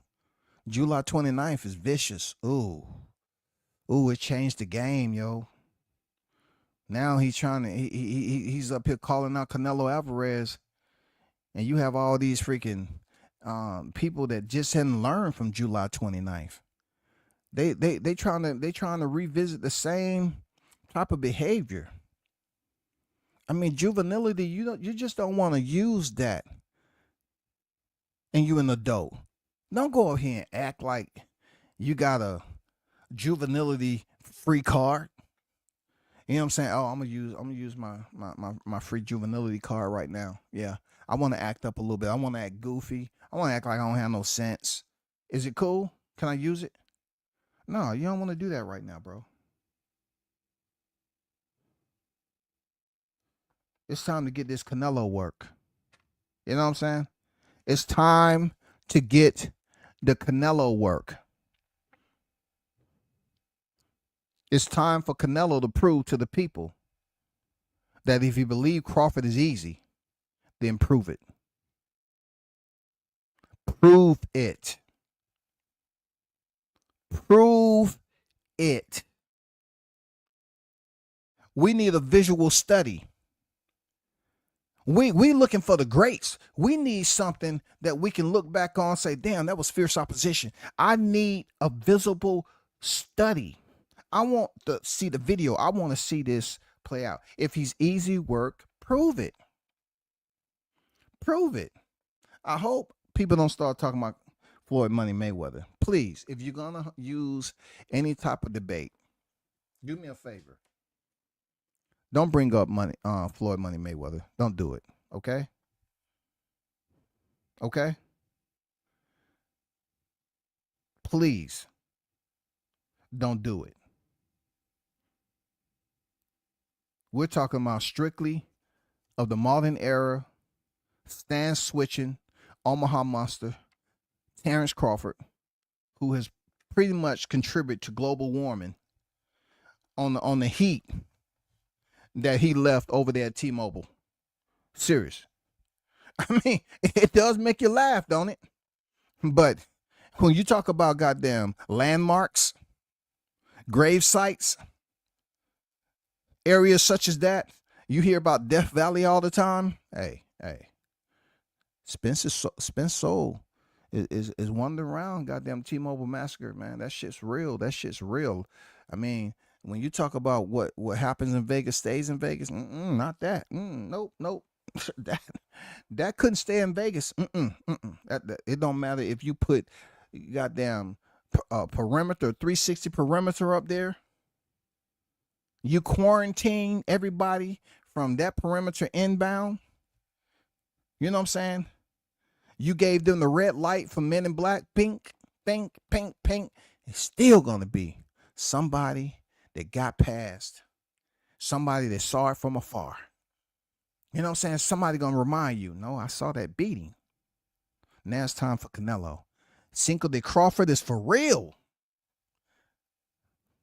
Let me get to the chat. I'm pretty sure there have been some strays over here. You know what I'm saying? I'm pretty sure there have been some strays. And it's been the hottest chat in the MFing game. You know what I'm saying? Shout out to everybody. I can't get to everybody. It's been a lot of y'all that made comments. I'm just going to swim through. Now, for those of you that's going for Canelo, you have every right to do that, okay? I'm not against that. You know what I'm saying? You know, I'm not against that. I appreciate that. Let me put that back up there because sometimes, you know, you gotta jump out and show people, you know, just let them remember. I told you the entire time they announced the fight until I'm gonna keep people aware of what happened and what's about to happen. You know what I'm saying? Canelo's up next. You know what I'm saying? Canelo's up next, bro. Y'all up here fucking with the boogeyman. When have you ever seen a fighter get avoided like that? Y'all gonna keep on talking about he's easy work? Salute to everybody in the chat, man.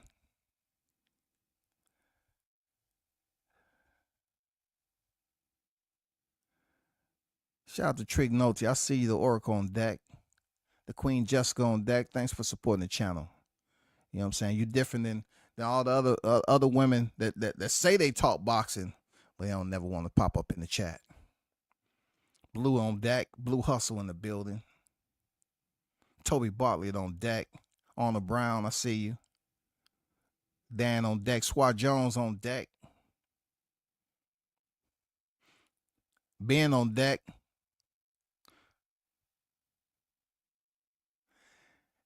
He say Fundora took too long. Why would Fundora take too long? I thought it was Spence who was the doorstop. I thought they left the door ajar. But Spence had the damn doorstop on the other side. I thought he was the reason. Real talk. I thought Errol Spence was the reason. Samad, what's going on with your big dog?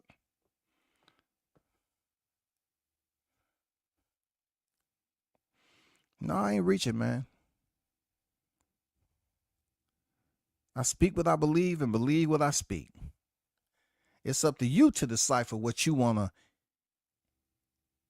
respect, what you believe is truth or lies. It's up to you, big dog. I'm not here to prove it to you.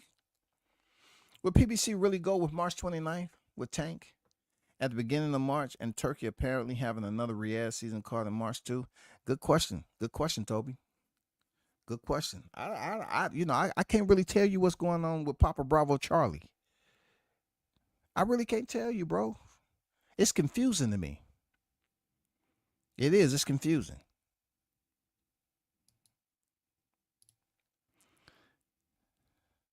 You already know my response to EJ. Who in the hell is his trainer?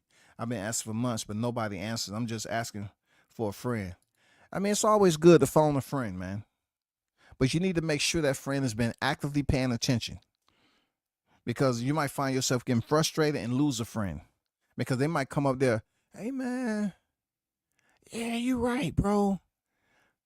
I'm going to be honest with you. I think he's still with Derek, man. That court shit, that wasn't real, man. It's a lot of fake. That's fake news, man. Nigga, what you talking about? That shit ain't fake. That's real. You know what I'm saying? That shit real, bro.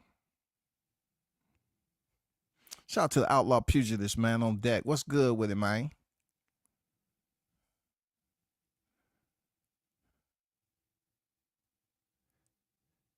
Here we go. Big Facts 100 say, I don't care if any of these guys fight again. I'm tired of hearing Spence Crawford. That fight was years ago. Well, guess what? The T-Mobile Massacre had 2 participants and a third man in the ring. That's big facts. I'm just saying, that's big facts on Hundo. That's big facts. It may not be the facts that you want to remember, but the residue of July 29th, being that you don't want to hear it, has caused this right here. So the only thing I will ask you to do is, can you locate this guy? Because it's a lot of his fans that need him back in the square. You know what I'm saying? To reconvene their livelihood. Okay? Please get a group together. Okay? Get a group together and locate this guy and bring him back to the ring. We want to see Spence back in the ring. Okay? Just do us that favor. Seriously, do us that favor.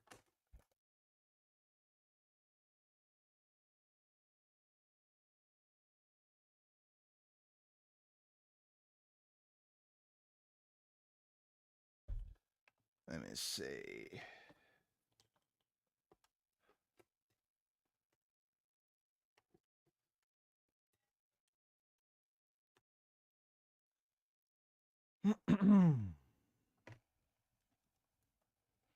Stroll through here. But yeah, big facts. You get over it. You get over it. That's big facts right there. It's not going anywhere. It's not going anywhere. Believe that. It's not going anywhere.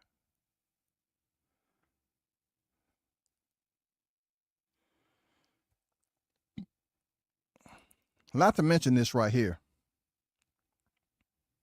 He molested Crawford's glove.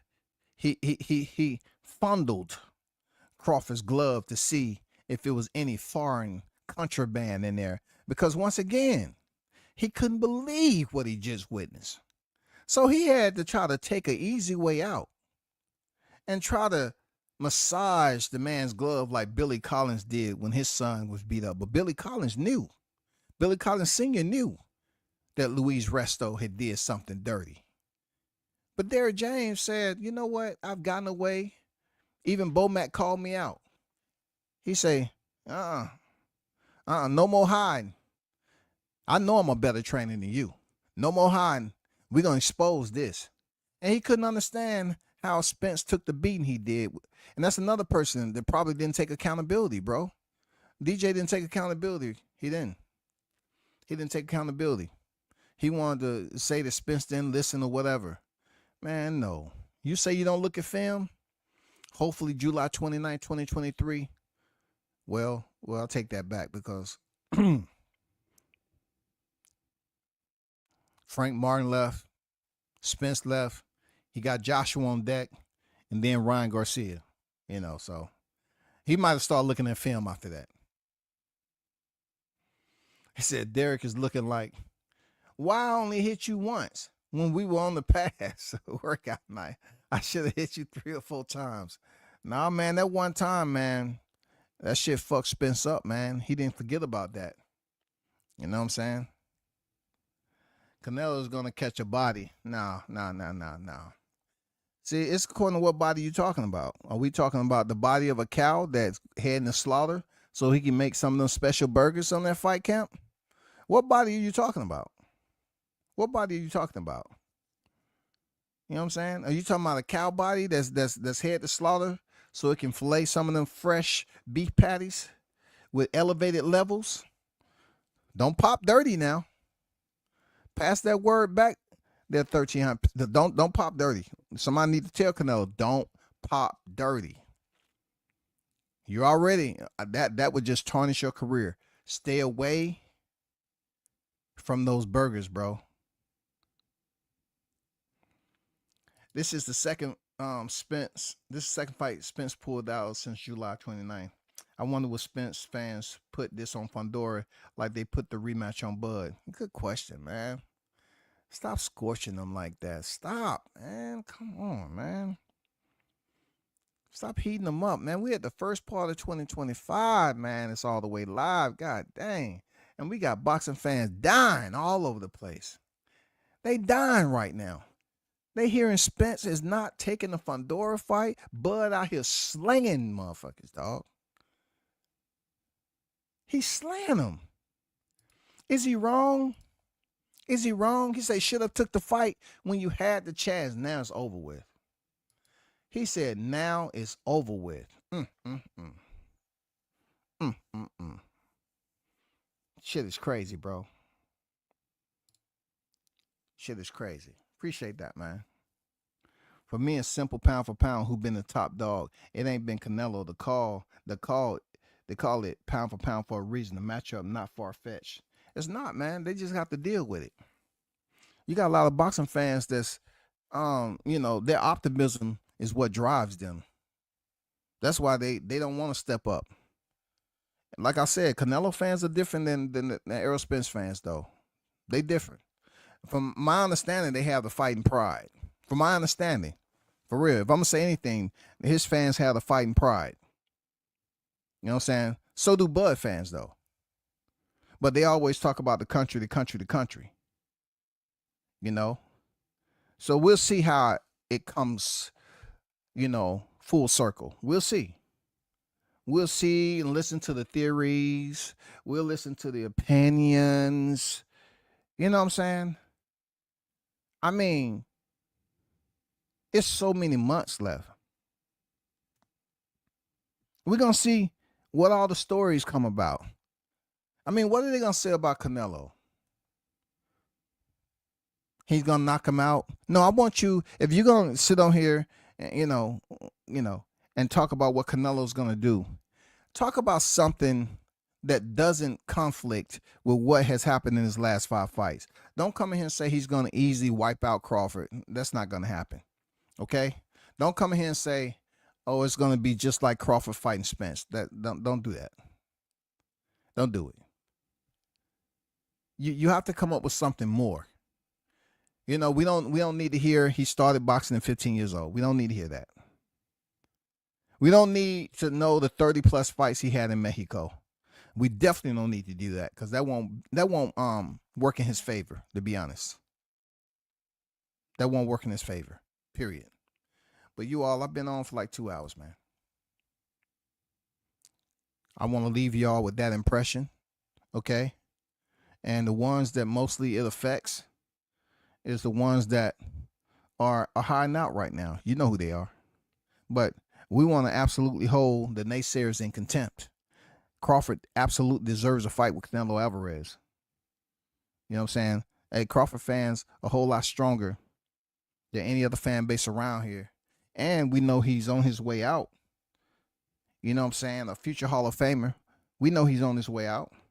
But we know he's going to give us an even greater fight if indeed this fight is announced. Okay? I loved it when so many people was just downplaying it, talking about it's not going to happen, all because Turki Al-Sheikh has a plan. Turki Al-Sheikh wanted to be one of the biggest fights in boxing. So therefore, it'll be good for him to go over there and scoop up. Canelo scoop up. You know, that's another accolade that they can say. Crawford is 2-time undisputed, right? Right? Canelo 2-time undisputed. And it's just meshes together real nice, bro. Really do. The promo, the freaking, oh my God. Do y'all understand how this fight matches up very, very well? Very well. And you know, the unfortunate part,